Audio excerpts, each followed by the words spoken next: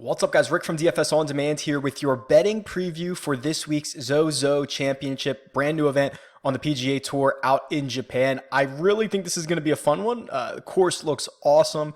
Field is much better than last week's CJ Cup. This is going to be really cool. So I did do a couple of things. This is just going to be, a handful of bets that I think are going to be interesting. We'll talk through the betting board a little bit.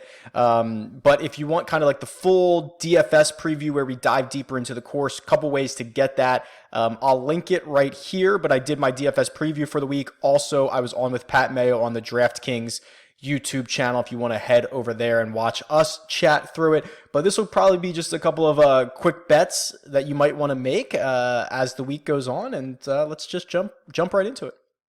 Let's start with outright bets here.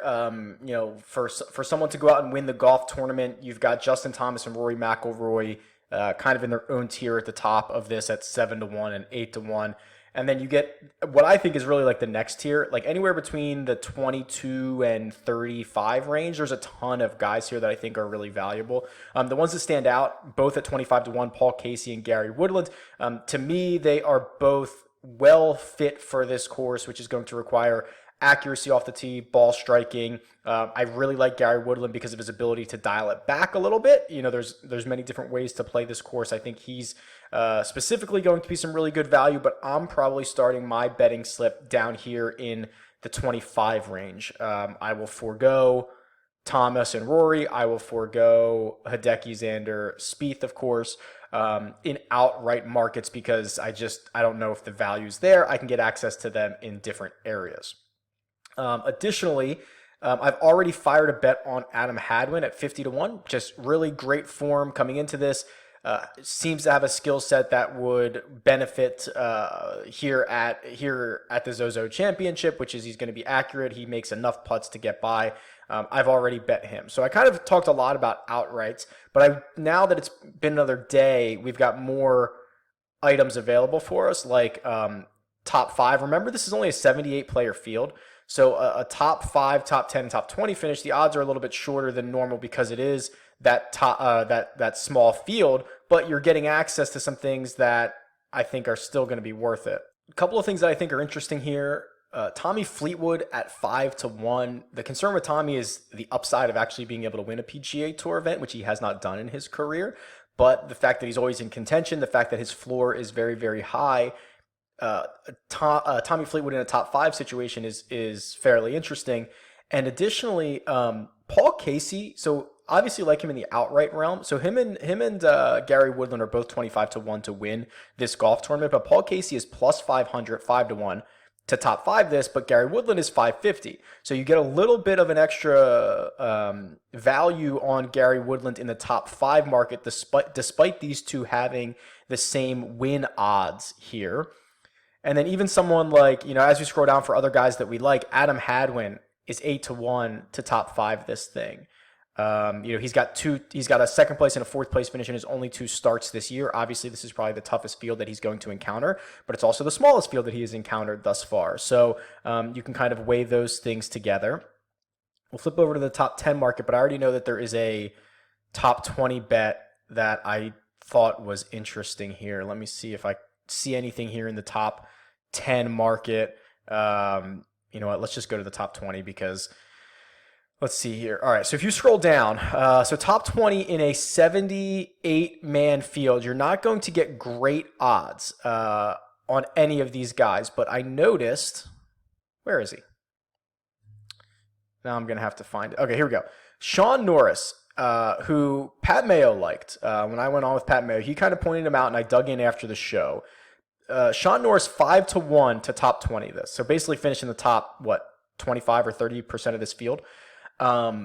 If you go over and look at Sean Norris, he's ranked number 96 in the world. I mean, 96th in the world is, let me see if I can find the other guys who are in that realm. I mentioned Scotty Scheffler with Pat Mayo, which is actually, Scheffler's now up to 85th in the world, but that's the type of player we're looking at. So Sean Norris is 96th. He is right above in the world rankings Danny Lee, Joel Damon, Aaron Wise, and Dylan Fratelli. I believe all of those guys are in this field. Let's see here. So Fratelli is plus 330, so 3.3 to 1.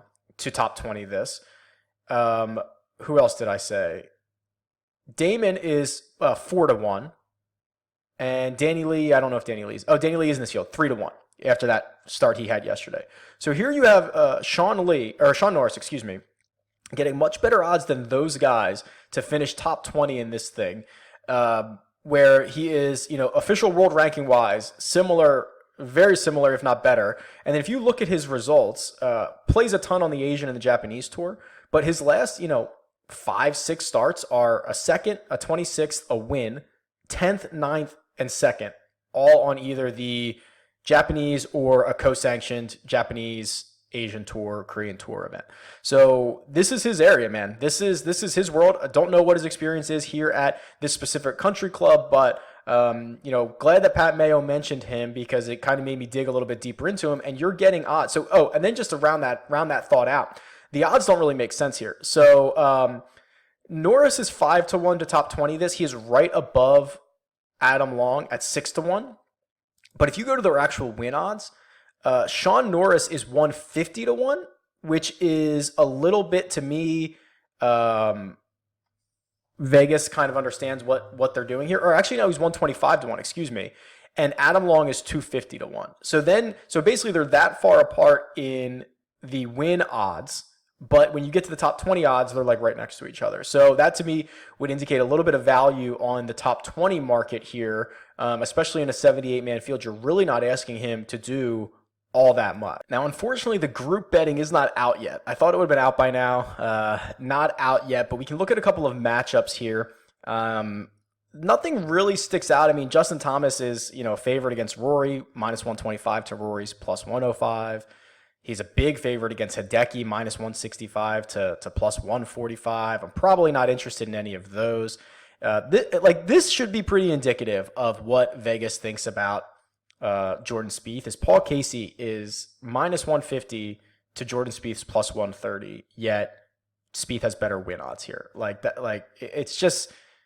It's crazy what the public does to Jordan Spieth or what Vegas does to Jordan Spieth's number here. Tommy Fleetwood, mentioned him just as I like his floor, so I like him in tournament matchups. Unfortunately, you do get him against Tiger Woods, so I'd like to pick on Tiger Woods this week, but -150 with Adam Scott, -135 with Tommy Fleetwood are the only two matchups that I have on him. I'll probably fire one on Fleetwood because of his high floor, and I just want to pick on Tiger a little bit. You can get Gary Woodland at even money against Tony Finau, but there was one down here that I thought stuck out quite a bit. Let me see if I can find it. Kisner at -105 versus Griot at -115.